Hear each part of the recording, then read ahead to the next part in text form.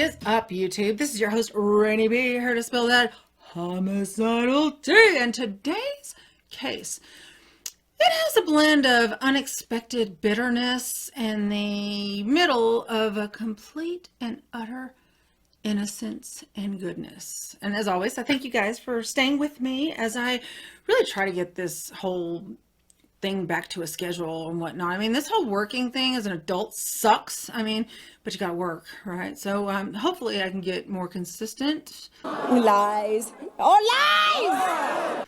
But, you know, until that day, you know, whatever. You know what? Until that day, let's just go into this case. The solved homicide case of Rebecca Becky Koster.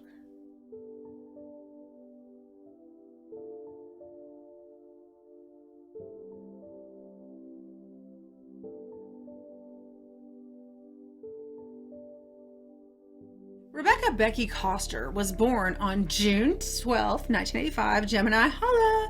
She was an incredibly upbeat cat that grew into a stunningly beautiful woman. And she was starting to think about college. Now, she wanted to stay close to home in Medford, New York on Long Island. And she wanted to be by her family, including her mom and dad and her little brother. I think it was her little brother. I'm not quite sure, but a brother nonetheless.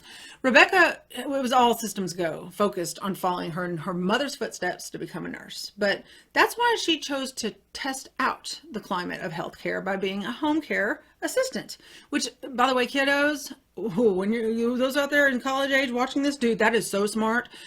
I went through grueling schoolwork only to find out my senior year of college that I did not have the emotional toughness to be the doctor like I thought I always wanted to be.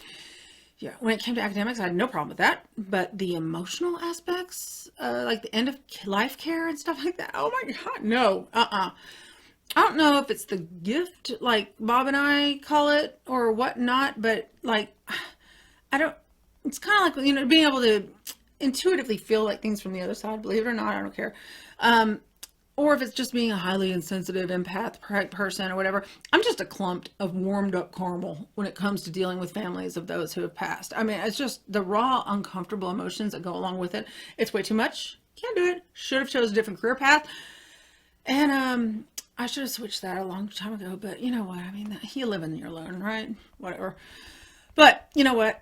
This is about our girl Becky, and so we'll get back to her. Anyway, she wanted to be the nurse that her mother was, and she wanted to make sure she loved this, and it was so brilliant that she did this. But anyway, she was made for this type of work, and coworkers and friends, they would even her superiors would rave about how Rebecca was constantly being called out by staff and by her patients and by everybody, just talking about how caring and genuinely loving she was. Not just that, but something else that, I mean, healthcare, that, dude, is so important, is that she was one of the most dependable and dedicated workers. I mean, just a delight for everyone on our team. She found her calling and brightened everyone around her while she did so. Now, Rebecca, you know, let's call her Becky because, you know, I feel from her when I was writing the script, just such a good energy that oh girl was giving me the thumbs up to call her Becky, so we will. Anyway, Becky was a fun-loving gal at work, but she also liked to, you know, let loose and shake off her stress, dancing or partying, you know, up to the weekends. Maybe playing a few songs, listening to them at a local venue in Long Island with her best friend. She liked to go out with Nicole. Well, anyway, on December 3rd, 2009, Becky, Dan Mayo, her new boyfriend, her close friend Nicole, and a few other friends, they headed out for a fun night all around the town. And as per usual, Becky was just a beacon of just light and energy, and everybody's focus was on her. You know, she was the center of attention all the time. She was just a peach. She was just so cute and always smiling and laughing. And she made quite a few men swoon just by being herself. She always attracted a lot of attention, but she was not enthralled by it. I mean, if anything, she was way too nice to her admirers that pushed their boundaries. And she was known to be a little bit too trusting and not paranoid enough. I mean, I can understand that. My husband tells me all the time about, no, that guy was hitting on you. And I'm like, no, he wasn't. And he's like, yeah. I just thought that we were laughing and talking. He's like, no, that's exactly what a hot chick. That would be me. That's exactly what a hot chick would think. Because when a hot chick laughs at a guy's joke, he thinks that he has an in. And I'm like, dude, that's dumb. Anyway, I disagree. But if a guy ever tried to hit on me disrespectfully, I can tell you that he would never do that to another girl again, because that's happened and I've shut down plenty of men that way. But anyway, this ain't about me, damn narcissist. Back to Becky, our friend. Girl, my bad. Anyway, Nicole was ready to hit the road at midnight. She's done. But Becky was having fun. She wanted to stay out a little bit longer. So she walked with Nicole outside to say goodbye, but they went back in and had more fun, just hanging out. But later that evening, it was actually now morning, Rebecca's boyfriend and friends, they dropped her off at her house. But sometime around 6 that morning, Rebecca's father, Larry, he got a call from Becky's boss, and they hadn't seen Rebecca arrive at work yet. Wasn't typical at all for her. So Rebecca's purse and ID, they were both at the house. But her parents looked in her bedroom and saw that her bed hadn't been slept in. So when her parents tried to call her, it went straight to voicemail. Now this, again, was not like her. So the family immediately launched a defensive and spread out in a search of her. So they made missing persons flyers. They put them everywhere around the community. Her father, Larry, he contacted the Suffolk County Police that evening to report her missing, but they were told that she was an adult. She was allowed to not want to be found. So it had been less than 24 hours, and someone not being located was not considered a missing person. Well, the only good news was that Rebecca's phone, it was able to be tracked by the police, and that they used that locator app, and it pinged her at 2 a.m. from a tower in a town around 12 miles away from Medford. Now, family members, they rushed to that area to hand out flyers and to make contact with local people there to see if anybody had any sightings of her. There were none. So, nobody had seen her, and it just seemed like it was a dead end. So the Suffolk County Police, they actually did, in fact, open an inquiry, even though they had initially said they wouldn't. Once they learned her history and they realized that this wasn't in her characteristics at all, they decided to look further into it. Now, of course, Dan, her boyfriend, was the first to be interviewed. He was the innermost part of her circle. And also because police learned from Becky's mother that Dan had recently questioned her about, Becky seeing somebody else. So, but no matter what detectives threw his way, Dan stuck to his story. He said they left the bar, they dropped her off at her house, and that's the last he'd seen her. So, but police kept Dan at the top of their suspect list for now. And investigators visited the same pub that Becky and her friends had visited, but nobody reported even seeing anything unusual at all that night. So detectives, they did ask to see the bar surveillance tape. That night, Becky could be seen by herself in the video and looking like she was getting her things together, calling it an evening, head out.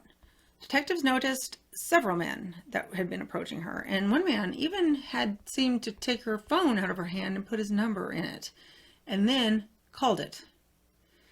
Well, the video gave the impression that Rebecca was amiable, but she just wasn't interested, seemingly just being polite. Detectives, they went to the family home to get DNA and hair samples from the family and from her belongings. This brought the family to the absolute brink of terror. It made it more real, if that makes sense. So a few days later, out of the blue, Becky's mother, Barbara, received a text message saying it was from Becky. And it stated that Dan, Becky's new boyfriend, had her imprisoned in a basement. So along with the cops, Barbara and Larry rushed straight over to his house, but nothing was discovered in his basement. Dan, he claimed to have left Rebecca at her house. Same story exactly. Nothing changed. Well, Rebecca sent more text messages to Barbara. And in this series of text messages, Barbara was warned not to reveal that she has received these messages or Becky would be killed. Well, luckily, Barbara, she wasn't scared off that easily, and she notified the police immediately. Well, the cops pinged the phone signal and were directed to an industrial area on the opposite side of Long Island. Again, nothing was discovered. However, they did have phone records. So now Barbara had initially thought that Rebecca had been attempting to contact her. The longer she thought about it, she realized that these messages didn't sound like Becky at all. No words were misspelled. And Becky, she didn't care about grammar in her text messages. And she used to, didn't use any punctuation, things like that. So, didn't really line up. Well, when Barbara tried to call the phone was never even picked up. And that's so not like Becky. And Rebecca's inability to at least try to dial 911, a little bit strange. Rebecca had received multiple calls on the night of her disappearance, and the police discovered, by those phone records they obtained, unfortunately, the one number that was appearing over and over and over and over and over couldn't be tracked because it was a burner phone with a Boston number. Rebecca, her father, Larry, was called only 5 days after Rebecca had vanished. The family's worst fears had come true. They had found a body that they thought belonged to Rebecca. The severely burnt remains of a person that police believed to be Rebecca was discovered in North Stonington, Connecticut.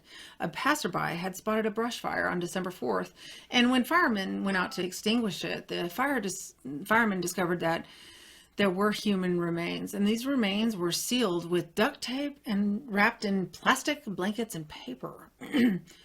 A partial dismemberment was also evident. Following a review of the previous missing person cases in Connecticut, they widened their net and they contacted Long Island and surrounding areas like that. And that's when police said this is probably Rebecca. They needed dental records. And when they were used to compare against the records of the person they found, it provided accurate Rebecca Koster, Becky. She'd been found. Now, according to the autopsy, she had died as a result of stab wounds to her neck and liver. Additionally, the killer made every effort to conceal any recognizable features. She had her nose removed, her ears removed, and I guess it's because they were pierced. And she also had her ankle and back tattoos cut out. What a monster. Police believe that the killer had actually gone through her phone and learned about her boyfriend and made up this story about Dan with the information from text messages and whatnot. Dan was exonerated, had been exonerated long ago, and he wasn't even considered a suspect whatsoever. But while the killer was extremely good at hiding evidence and seemingly going to get away with murder, there's one thing you can't replicate, and you usually can't get rid of fingerprints off of everything. And somehow, some way, there was a fingerprint. It's like Becky left us a little present, just teared off this little bit, said, here, it's for you to help find who did this to me. Because it was a fire. I mean, it was a fire. I mean, they should have not been able to find anything. But the Latent Print Division contacted investigators, informing them that the fingerprint had been found on some partially burned duct tape. It was a miracle because the fire had destroyed everything. The fingerprint came back with a match, and it belonged to a 30-year-old Long Islander named Evan Gautier, whatever.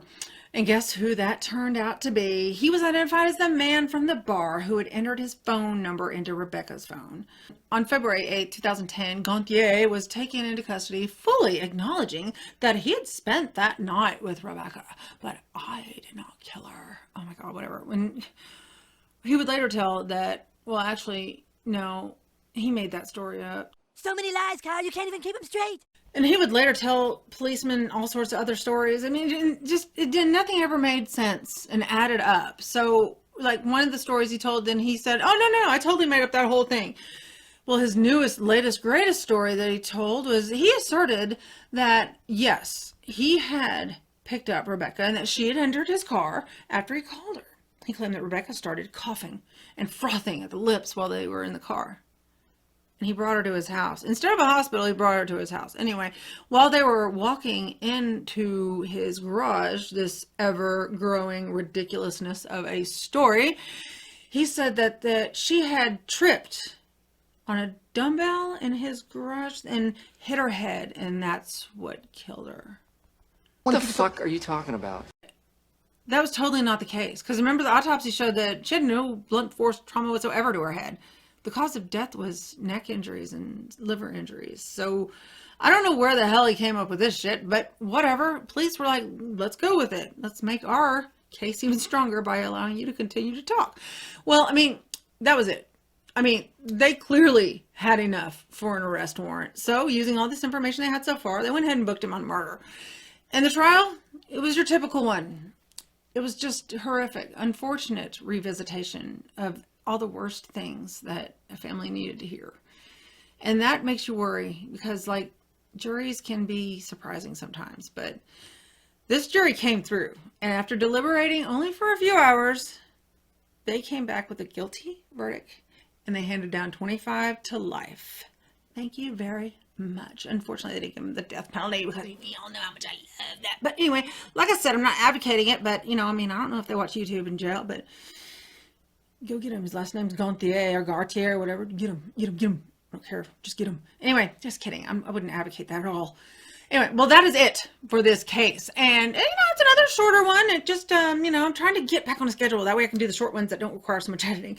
But it just goes to show you why that it's sometimes, I mean, you know, just when you're a young woman out there in the world, the way that it is today at least, being nice isn't the best thing sometimes. I mean, sometimes you just need to be what society would call a bitch and say no. And, you know, especially when a man that's bothering you. Because remember, as I've been told by a very wise person, shout out to my husband, holla, remember how important it is for a woman to know that no is a complete sentence. So, I thank you so much, as always, for tuning in to these videos, even though they've gotten so sporadic. But hey, I am doing better. Shut the fuck up. No one cares. Okay, this has been 2 weeks. But anyway, yeah, I know. If any tiny bit of back padding I can do, oh, I'm just going to get a cramp. It's awful. Anyway, I promise, again, I'm such a liar, that videos will come sooner. I'm not a liar. This bitch can't be serious. They will. Yeah, I'm a liar, but they will. I promise, I think. Anyway, I'll see you soon in the next video.